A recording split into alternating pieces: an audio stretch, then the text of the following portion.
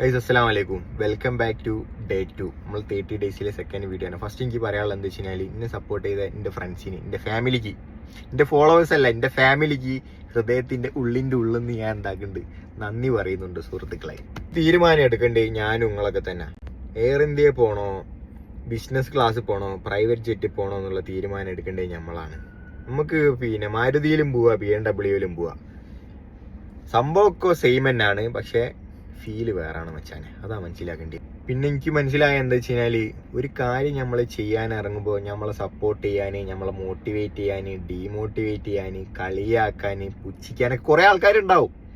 ഒന്നും നമ്മൾ ശ്രദ്ധിക്കരുത്. കാരണം നമ്മളിത് ചെയ്യുന്നതാണ്, നമ്മൾ ഓലെയും കളിയാക്കുന്നുണ്ടാവും. നമ്മളെപ്പോഴും ശ്രദ്ധിക്കേണ്ട കാര്യം എന്താ വെച്ച് കഴിഞ്ഞാല്, ഇതൊക്കെ ചെയ്യുന്ന ആൾക്കാരെ ഒരു ലെവൽ എന്ന് പറഞ്ഞു കഴിഞ്ഞാൽ ഇതാണ്. നമ്മളെന്ത് ചെയ്യുന്നത്, ചെയ്യാൻ ഉദ്ദേശിക്കുന്നത്, ചെയ്തുകൊണ്ടിരിക്കുന്ന ആൾക്കാരുടെ ലെവൽ എന്ന് പറഞ്ഞാൽ ഇതാണ്.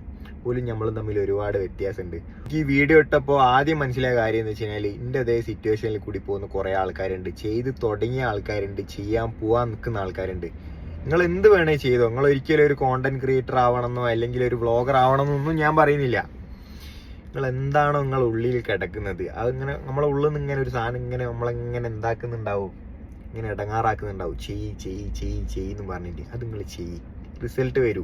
എന്നെ കൊണ്ട് പറ്റുന്ന ഹെൽപ്പ് ഞാനും ചെയ്തുതരും. നമുക്ക് ഒരുമിച്ച് രക്ഷപ്പെടാം. പോയാൽ 4 ആൾ അറിയെങ്കിലും വേണ്ടേ.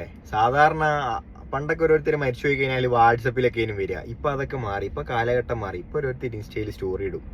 അപ്പൊ അതുപോലെ 4 ആൾ സ്റ്റോറിയെങ്കിലും ഇടണ്ടേ. നിങ്ങളെയൊക്കെ അതിന് നമ്മളെ 4 ആൾക്ക് അറിയണോ? ആരും അറിയാതെ മരിച്ചു പോയിട്ട് എന്ത് കാര്യമുള്ളത്?